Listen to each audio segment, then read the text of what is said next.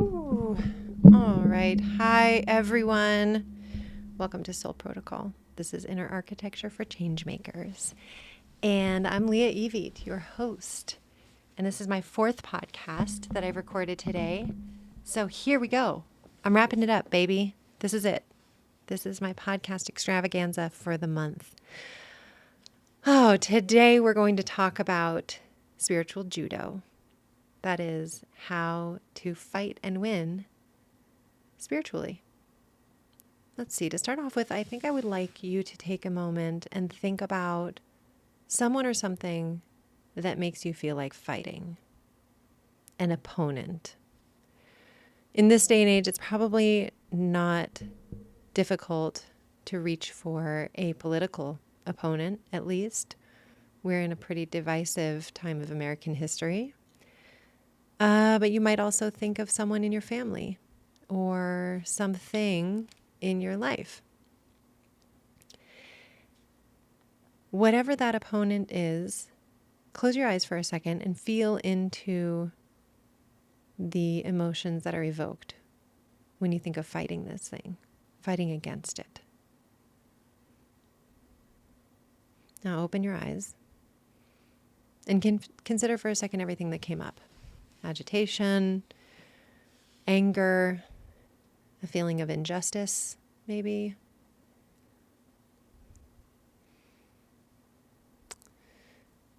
It's difficult, isn't it? Because we are striving to be more evolved people, and also the anger that can come up around certain issues, especially injustices in the world, injustices done onto those who can't defend themselves. There is real anger there, real emotion. And sometimes it's personal, right? Sometimes it's you and a sibling. Sometimes it's you and a spouse. And here's what you'll find if you engage in head-on conflict with this person. We'll call it a person for the sake of the podcast, but of course it could be a political situation. It could be a concept, even a mindset that you want to fight. But today we'll talk about it as a person. The dilemma you'll run into if you take on this person head on is Newton's third law, which says that every action has an equal and opposite reaction. So if you push against them, they're going to push against you. And in this way, fighting can actually give their position mass and definition that it never had before. Because what we resist persists. We push, it pushes back. We make an argument, it formulates an argument that it may have never articulated, this person may have never articulated, and now they've got an even stronger position than they ever had before. One exercise that I like to do with clients and friends sometimes is an exercise I've just come to call the pushing exercise, but there's got to be a more clever name. Somebody help me. What I'll do is this. I'll say, okay, let me show you something. And they go, okay. And I put up my hand. And they put up their hand instinctively. I never tell them to do this. They put up their hand. And I start pushing against their hand, just gently at first. And they start pushing back gently. And then I start pushing harder. And they start pushing back harder. And then I start pushing back even harder until we are like pushing on each other full force. This reaction happens every single time I've done this exercise. I push, they push back without any instruction. That part is key. And I'll pull away and I'll say, what did you notice? And they'll say, well, what do you mean? And I said, well, what happened? And they'll say, well, you were pushing on me. And I said, what did you do? And they're like, well, I pushed back, because that's what we instinctively do. Someone pushes on us, we're going to push back. But this is true in all aspects of conflict. if we push against someone, they're going to push back. It's instinctual. And what it means for us if we're trying to resolve conflict in our lives, if we're trying to fight for a cause we believe in, is that as we oppose someone or something, we are actually going to strengthen it. So the question doesn't become, how do we overpower our opponent? Even completely overpowering someone or something only lasts for a moment. They gather their resources and they come back even stronger. The question is how to win without so much effort and resistance. And this is where spiritual judo comes in. Now, I coined the term spiritual judo because I actually happen to be learning a lot about judo right now because my children are both in judo classes. And as they've been practicing, I get to learn all of the judo terms that they're learning. And there have been a couple that I picked up on and a couple that I researched a little bit more about. And they are actually a perfect metaphor for the work that we can do out in the world. That is change-making work, fighting the good fight without exhausting ourselves in opposition or without strengthening our opponent. Okay, so first of all, Ju, as in judo, actually means the gentle way. So judo is a pretty fierce sport.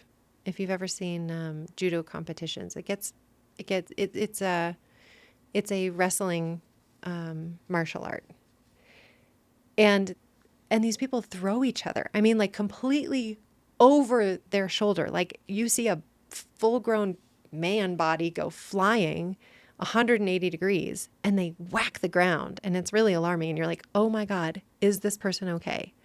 And they always are. So judo, being called the gentle way, feels like a miscommunication until you understand that it's gentle because it uses the opponent's energy instead of using your own energy. So we're going to get into how exactly that works and how that can translate into change-making work, how that can translate into conflict resolution for you personally, maybe. So first things first. Decide when to fight and when not to fight. This is critical. Not every fight needs to be fought. And there's an essential question at the center of this decision, which is, am I protecting something essential or am I protecting something egoic? If you are protecting something essential in yourself or someone else, it's your physical or emotional well-being, your essential self, your spiritual identity, right? Your true self. It's your mental health, perhaps. It is your human rights. There's a whole host of things that we can fight for that are essential. This is a noble fight. But if you examine what it is that you are fighting to preserve, and that examination reveals that you are indeed fighting to preserve your own ego, then go ahead and give yourself a break. Walk away from that one. If someone comes to me and they're like, hey, Leah, I hate your hair. I think pink is stupid, and only stupid people have pink hair, and you look like a bubblegum head, and I think you're dumb. For me to engage in that fight, I would be trying to preserve my ego. There's nothing essential embedded in my pink hair. This is a completely surface level choice, and I don't care what anybody else thinks of it. It is an expression of my own well-being and cannot be threatened by an insult. But if I felt upset about that slew of insults, it would be important for me to identify, oh, this is my ego acting up. This is my ego begging for protection. I can just go ahead and let that ego burn off right now. That little piece of my ego can die. It's okay. And by making this critical distinction, we preserve a lot of our energy. Now, there are essentially two other techniques that we can use to preserve our energy, which is to say, to get out of an oppositional mindset. The first mindset shift, the first technique, well, we'll call it a mindset shift, is to understand that the point of the fight isn't to annihilate the opponent, but put an end to an imbalance. And this takes us off the hook a little bit. Here's what I mean. If we believe that we need to annihilate someone else, if we need to annihilate their position, if we need to annihilate their cause, that annihilation is generally an overreaction. What we really are seeking to do is simply to end the imbalance, end the disharmony, find harmony, find conclusion, right? We don't really need to go all the way to the extreme of ending the opponent. And in many cases, even when we're talking about differing political opinions and all kinds of different stances that people can have about how the world works or how it should work, we find that differing opinions can coexist peacefully. There are compromises that are available. There are communications that need to happen in order to come to a better understanding of one another. But in a lot of cases, we also just say, hey, in the end, I still feel this way. You still feel this way. We both communicated, expressed everything there is to say, and we're going to have to find a way to work together anyway. So it's really about finding that place of balance. That preserves a lot of energy because annihilation is exhausting. All right. And then another principle for preserving their energy and getting out of that oppositional mindset is to think of every match, every point of tension or conflict as an opportunity for mutual growth. In Judo, they call this, I'm going to say this wrong, Judo Kyoe. Judo Kyoe, I think.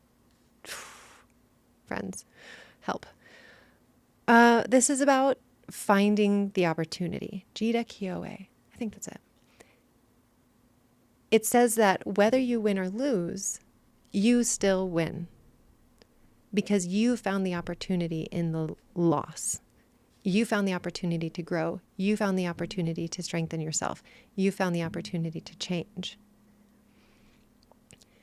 So much of judo is actually about mutual growth and respect. The opponent isn't called an opponent, it's called uke.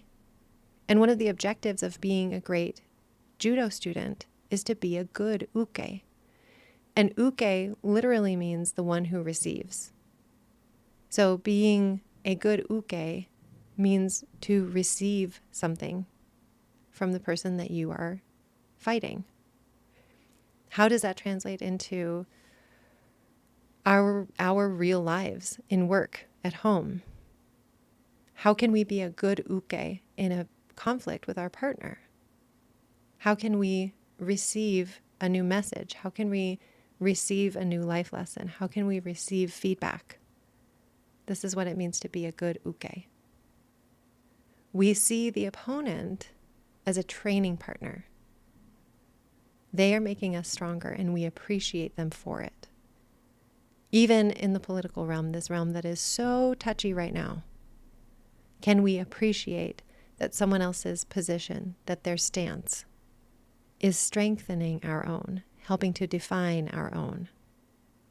And can we approach that match with some level of sincerity, saying, I am here to participate fairly.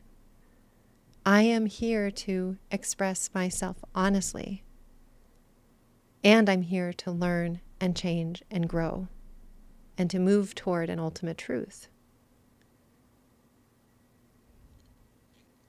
So if you have A, decided that you do need to engage in this fight, B, set aside, practice these techniques for preserving your energy and getting out of an oppositional mindset, then you're going to want to C, win the fight.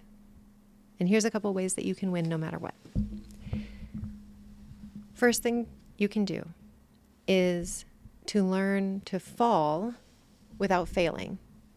In Judo, this is called ukemi. Ukemi is the practice of falling.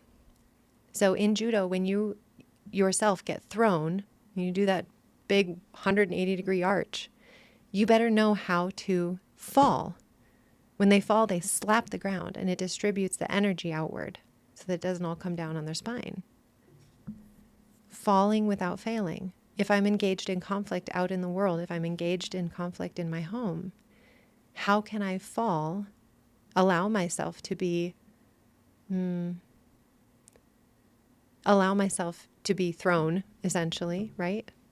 Allow the other person to gain a point without failing. This is mostly an overcoming of ego. It says, okay, I didn't win that one. They won that point. But I didn't hurt myself when I fell. And I learned a lesson along the way. Falling without failing. It develops resilience. It develops humility. And it protects you from injury. Emotional, mental, or otherwise. The second way that you can win, no matter what, in your spiritual judo, and this is the crux of everything that Judo teaches, is to stay centered yourself and allow your uke's own momentum to act against them. So this is really ingenious when you see it in practice in a Judo tournament. A Judo master will simply sort of just almost move out of the way, and their opponent kind of goes tumbling. It's like they just timed their movement perfectly to allow the other person's momentum to carry them. Now, this will happen naturally in any kind of conflict if you don't engage in that head-on opposition. If someone is coming at you and you simply move out of the way, they're going to keep going and they'll probably fall.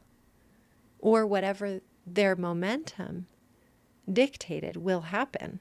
If they have a ton of momentum because they were really coming at you with all their anger and all their spite and all of their nastiness, and you simply move out of the way of that, they're going to end up with tumbling around with their anger and spite and nastiness. It's the only outcome that's possible. So don't underestimate the power of allowing the opponent's momentum to act out its own fate. That is a perfectly acceptable way to win, and I would say even maybe the best way to win a real conflict. Well, I hope this, inspired you to go out and fight a little bit more like a Judo master. And if this protocol inspired you to be a good uke, even better. Go ahead and throw me a 5-star rating if it was helpful to you. And I would love it if you commented or followed the podcast as well, or better yet, share it with a friend. I love you all so much. I hope you have a wonderful next few weeks, because I'm not going to be recording until about 4 weeks from now when I am settled down in Thailand in my new home. And if you need great content in the meantime, I'm going to be sending out a newsletter every week, and you can go to my website at evithq.com and sign up for that. I love you. I love you. I love you. You're wonderful. So grateful you're here. Have a great week.